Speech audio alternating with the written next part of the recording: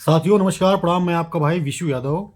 साथियों एक बहुत बड़ी अपडेट है। अपडेट क्या है, इसको आप लोग दुखदाई खबर ही समझ लीजिए।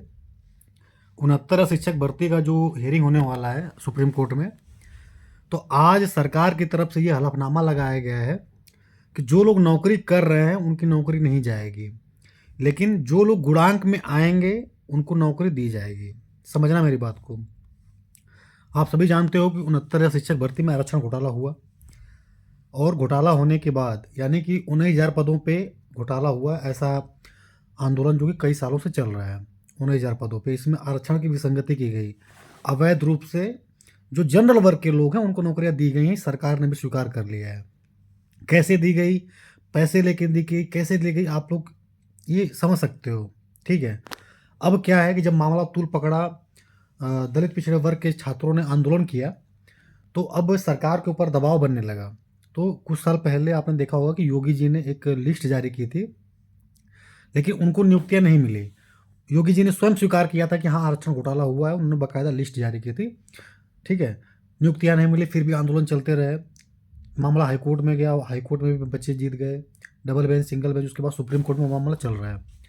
अब साथियों नौबत ये आ गई है कि सरकार ने जो आज हलफनामा लगाया है, इस पे हमें और आपको विचार करने की ज़रूरत है, खास तौर से जो नई शिक्षक भर्ती वाले युवा हैं उनको। अब नई शिक्षक भर्ती वाले में दलित पिछड़े समाज के भी युवा हैं, जनरल वर्ग के भी युवा हैं, हर सर्व समाज के युवा हैं। तो गौर करना मेरी बातों पे। सरकार ने क्या हलफनामा लगाया? हलफनामा ये लगाया है कि जो रियल में मेरिट बन रही है उसके अंडर जो छात्र आएंगे उनको हम नियुक्ति देने जा रहे हैं। स्वागत है। जो लोग जिनका हक बन रहा है नौकरी का, वो लाठी खा रहे हैं, उनका हक है, वो मेरी अंडर मेरिट है, तो उनका हक बन रहा है नौकरी करने का।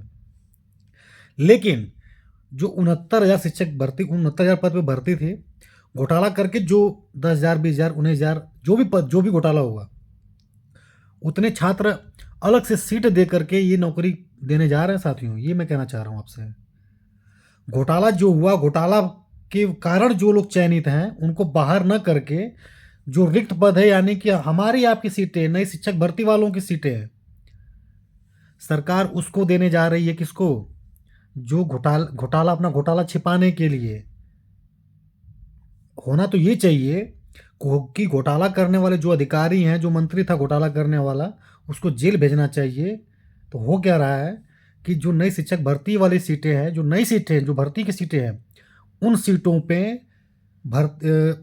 अपना ये घोटाला छिपाने के लिए नियुक्ति की जा रही है। और सुनो, गुंडई गुंडई वाली भाषा क्या इनकी है कि ये जो चीज़ें की जाएंगी, आगे कोई भी ऐसी प्रक्रिया होगी तो उसमें लागू नहीं किया जाएगा।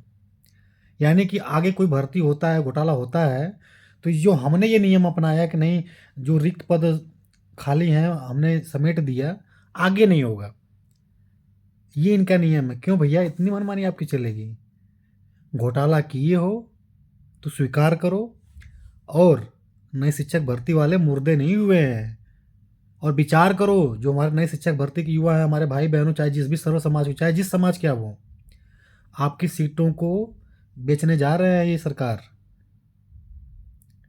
अपना घोटाला छुपाने के लिए, अपनी चोरी छिपाने के लिए हमारी सीटों को, आपकी नौकरियों पे डाका डालने जा रहे हैं ये लोग। आपसे मैं कहना चाहूँगा कि जागरूक हो जाओ, जो लोग नई शिक्षक भर्ती की तैयारी कर रहे युवा हों, वरना जो ये सरकार की मंशा चल रही है ना, उसके बाद पद बचेंगे ही नहीं, कुछ नहीं मिलेगा। नगड़े के बराबर भर्तियाँ।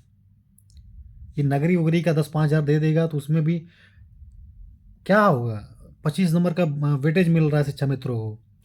आप कितना नंबर पा करके 2-4 नंबर पे फाइट करते हो कि अरे मेरा 2 नंबर हो गया होता तो मैं चयन पा जाता। शिक्षा मित्रों को वेटेज मिल रहा है, क्या मिलेगा आपको?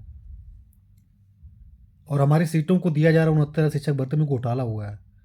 मैं किसी समाज के बच्चों की बात नहीं कर रहा कि आप नौकरी कर रहे हो तो बाहर हो जाओ, लेकिन गलत तरीके से आपका चयन हुआ है, सरकार ने चयन किया। आप कैसे किया है? तो गलत लोगों, जितनी मेरिट बनी थी उतने के अंडर चाहे जिस वर्ग का छात्र हो वो चयनित हो जाए।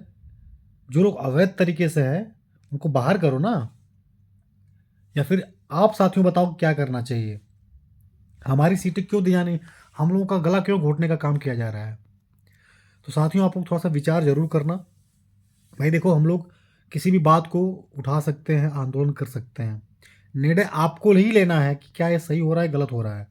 क्योंकि डीएलएड बीटीसी के 15 लाख से ज़्यादा युवा नई प्राथमिक शिक्षक भर्ती का इंतजार वर्षों से कर रहे हैं।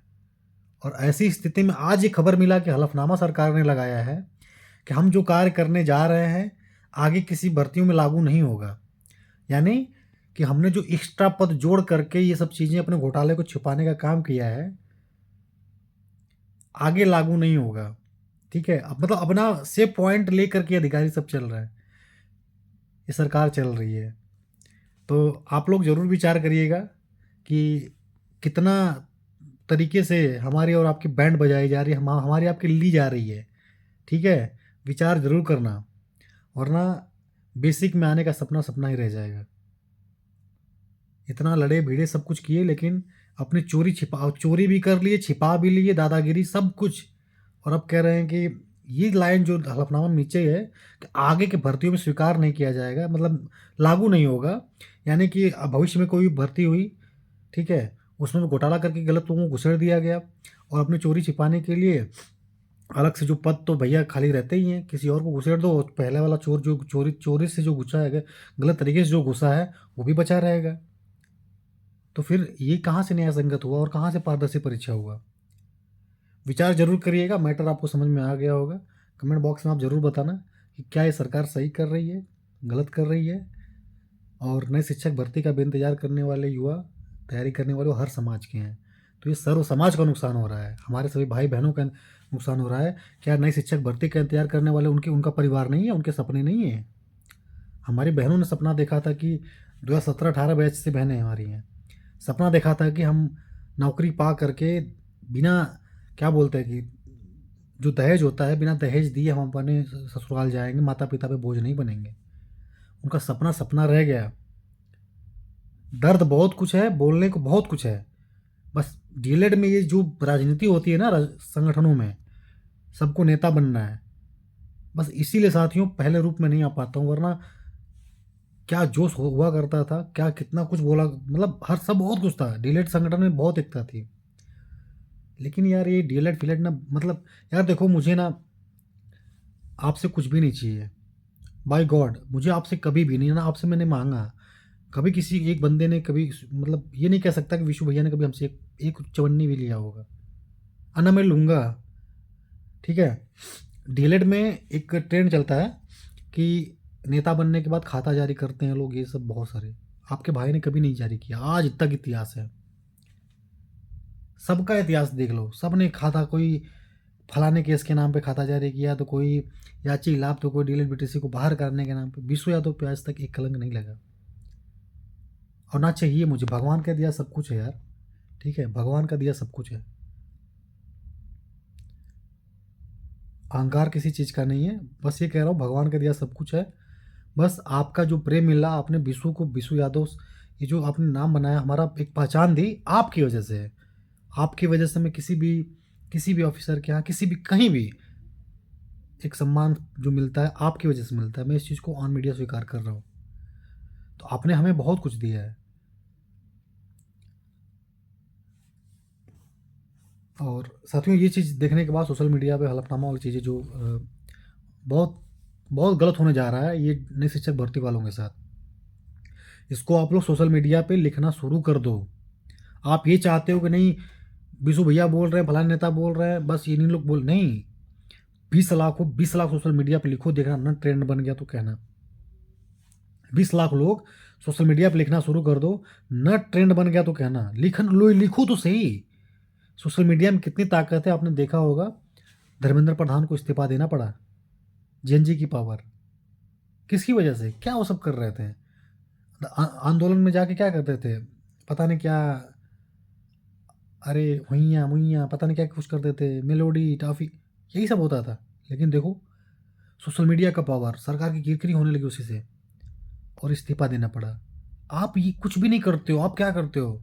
कमियां निकालने लगते हो। किसी ने धरना रख दिया, कमी निकालोगे, तो अरे धरना इसने ऐसे होना चाहिए, ये तो हाउस अरेस्ट हो गया, शोबाजी कर रहा है। अरे यार, हमें शोबाजी, आप करके दिखाओ शोबाजी। मेरे अंदर कमियां निकाल दी कि मतलब खुद से पुलिस बुलाया है। अपने कोई एक लड़का कमेंट किया था कि विशु यादव अपने किसी दोस्त के साथ फ़ोटो भेज करके हाउस अरेस्ट की बात कर रहा है।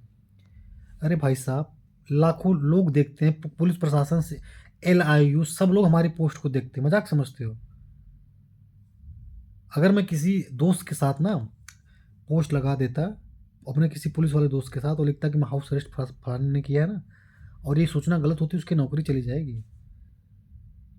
और आज के समय में वेरीफाई करना है आपको, किसी चीज़ का हाउस अरेस्ट का वेरीफाई करना है, 2 मिनट काम है। SHO को हमारे कॉल करो, गाजीपुर में सैदपुर है हमारा, SHO का नंबर गूगल पे मिल जाएगा। आप पूछ लेना कि विशु यादव कितने दिन हाउस अरेस्ट थे, आपको सूचना मिल जाएगी। या किसी का भी पता करना है तो जो पढ़े लिखे हैं वो जानते हैं चीज़ों को, लेकिन हमारे डीएलएड वालों को क्या है ना, कमी निकालनी है। जितना संघर्ष हम लोगों ने और इस डीएलएड फील्ड में किया गया, जितनी लाठियाँ जितने मुकदमे हम लोग कहीं और किए होते ना, तो बहुत बड़ा क्रांतिकारी आंदोलन हो चुका होता और सफलता मिल गई होती। लेकिन डीएलएड वालों में क्या है कि सोशल मीडिया पे बोलना नहीं है, सोशल मीडिया पे लिखना नहीं है, आना जाना कुछ, बस क्या है, विरोध करना है, कमियां निकालना है। सबके लिए नहीं बोल रहा, लेकिन जो लोग सोशल मीडिया पे टारगेट करते हैं उनके लिए। भाई मेरे, हमें टारगेट करके आपको क्या मिल जाएगा? मैं तो आपके लिए आवाज़ तो उठा रहा, आपसे पैसे तो नहीं मांग रहा। सोशल मीडिया मेरा अकाउंट है, लाखों फॉलोअर्स से मिलियंस व्यू जाते हैं, आपके नाम पे समर्पित किया हूँ। मैं चाहूँ तो उस पर गाना डालूँ, भांगड़ा डालूँ, ऑर्केस्ट्रा डालूँ, कुछ डालूँ, कुछ भी डालूँ, मेरी आईडी है, मैं कुछ भी कर सकता हूँ। लेकिन मैं सिर्फ आपकी आवाज़ उठाता हूँ, अपने अपने भाई बहनों की आवाज़ उठाता हूँ। क्यों? क्योंकि मुझे है कि नहीं, मुझसे जुड़े जो युवा है, जो हमें प्यार सम्मान दिए हैं, जिस लिए दिए हैं, वो लड़ाई सफल हो। तो साथियों, अगर सीट जुड़ने जा रही है तो अपनी यूनिटी आप लोग बढ़ा दीजिए, वरना कुछ नहीं मिलेगा। इतना मैं कहना चाहता हूँ आपसे। सीट अगर आपकी दे दी गई 69 शिक्षक भर्ती वालों को, तो आपको कुछ मिलेगा नहीं। यही मैं कहना चाहता हूँ, इसीलिए मैं इस वीडियो को बनाया। ठीक है, तो साथियों, बाकी हियरिंग होने वाली है और जो भी अपडेट होगा, सरकार ने हलफनामा तो लगा ही दिया है, उसकी मंशा भी आपको समझ में आ ही गया होगा। तो मैं आपसे अपील करूंगा कि अपनी एक्टिविटी आप लोग बढ़ा दीजिए। बाकी साथियों, आगे जो भी अपडेट होगा आपसे चर्चा पर चर्चा होती रहेगी। तब तक जुड़े रहिए अपने भाई के चैनल विशु यादव DLED से। Thank you so much, love you all, bye bye, good night.